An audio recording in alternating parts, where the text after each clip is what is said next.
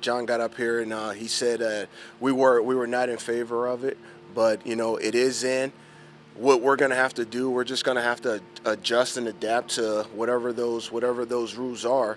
But when we met, there's probably some other things that we considered when you talk about a player safety thing. Our job first is to really think about the players.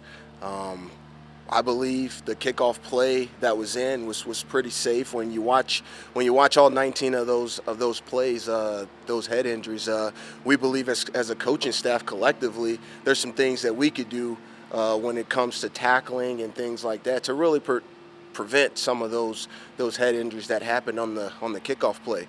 When you talk about that play, I think back to what those coaches did back in 2018 when they changed that play. They made this play safer for the guys, and that previous play, we saw there was a lot of high-speed collisions on the back end. Obviously fitting those wedges. Those things don't happen anymore. So we truly felt like the play that we had in was a safe play. And again, the rules in. We're gonna adjust. We're gonna adapt to it, and we're gonna make sure that we continue to find the advantages in that play.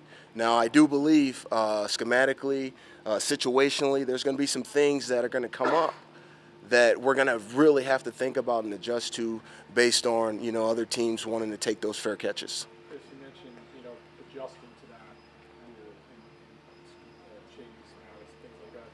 Strategy-wise, what are things you guys are looking at, squib kicks or other potential things that you guys might look at in terms of adjusting to it? You know, uh, one of the bigger ones is going to be when you kick off from the 50, right? The offense has just got a penalty. Now you're kicking off from the 50, and if you pop a ball up there and they call a fair catch, they've been benefited of getting that ball back at the 25. So you might consider hitting a squib ball, line drive, just to try to create an advantage for yourself as a kickoff team because you've just been rewarded a penalty. You kick off from the 50. Now they call a fair catch, they catch that ball, and they get the ball back at the 25. So those will be some of the things that we'll have to discuss this offseason, some things that we've been really thinking about.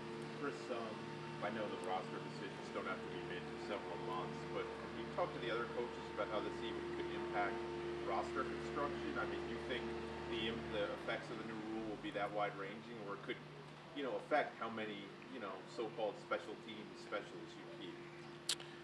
We really haven't discussed that, but I do know one thing.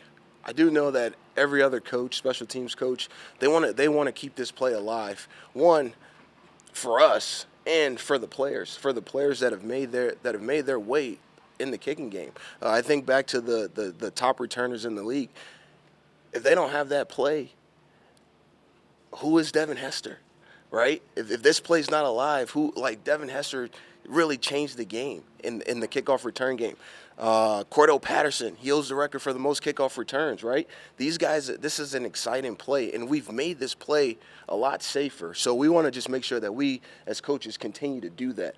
Now, as far as how the roster and all that stuff shakes out, personally, I think we're going to play this play the exact same way. Teams that are going to want to call the fair catch are going to fair catch it. But for us, we're going to be as aggressive as possible, and we're going to allow the players that make this team for the right reasons, special teams players, to continue to have success in this league. And that's our job. That's what we should do. And as coaches, we're going to make sure that we coach this play a lot better.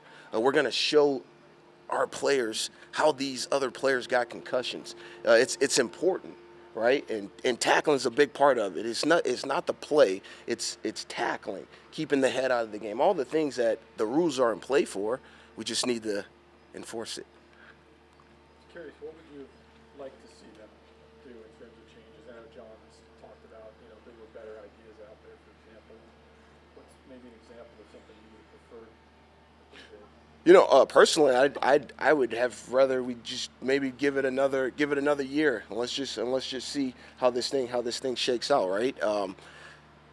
There's just so many other ways. Maybe we move the ball back, and we create more space for the play so that it's not all bunched up, right? So we believe that if there's more space for the kickoff return team to get itself started, then you don't have a bunch of guys just running down on top of each other.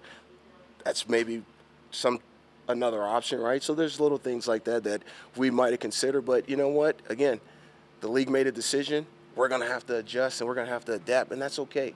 We've done it before. We will get it done. Hey, Chris, is there a lot more head problems on kickoffs than punts? 'Cause, I mean, it seems like fairly kind of comparable. Based on the numbers, I think what they showed, I think there was probably somewhere around 19. And you talk about the number of kickoffs that we have, the number of returns, right? And so where our job is, we really believe that 5 to 6 of those, that as coaches we can help our guys again with the head up, keeping the head out of the game. How much of your teams are figured out already? I know Calais played a lot on special teams. He's gone. Do you have pretty much all the spots figured out? Is it just 1 or 2 holes, or do you wipe the map clean pretty much? Every year is a new year. Every guy comes in here. Every guy gets a shot at making this team. It doesn't matter who you are. Now, obviously, there'll be guys that you know are going to be here. But what Calais did for us on field goal block, we're gonna have to fill that void. And we have guys that are here that are able to do that. A guy that comes into mind is Brent Urban. Right, he's done it before, and so we'll continue to use those guys. But there's no hey, personally I don't think that any guy is guaranteed a spot, right? You got to come in here every year and you got to earn your spot on this team, and you got to fight every day to make this team. As the special teams coach, how do you sit with the idea that as the league keeps passing these rules down in the name of player safety, that it tends to affect your phase more than other ones? You just kind of sit back and you kind of ask yourself, okay, when's enough going to be enough? We're doing everything in our power as coaches to make sure that we consider the player. That's first and foremost. We think about the players, and if we continue to make changes, then what is this phase going to be, right? This has been an exciting phase of the game. People's made their living just by doing this phase of the game, covering kicks. You think about Anthony Levine, how long he's played. Why? Because he covered kicks, he covered punts, right? And he made his living on this phase. Think about Matt Slater, a guy that I played college ball with, right? That's how he makes his living. So when you start talking about taking away something that these guys have done daily and done a very good job at, it's not good. It's not good. What do you think of the XFL option? The XFL rules. I haven't even considered it. All right, thank you, Coach Horton.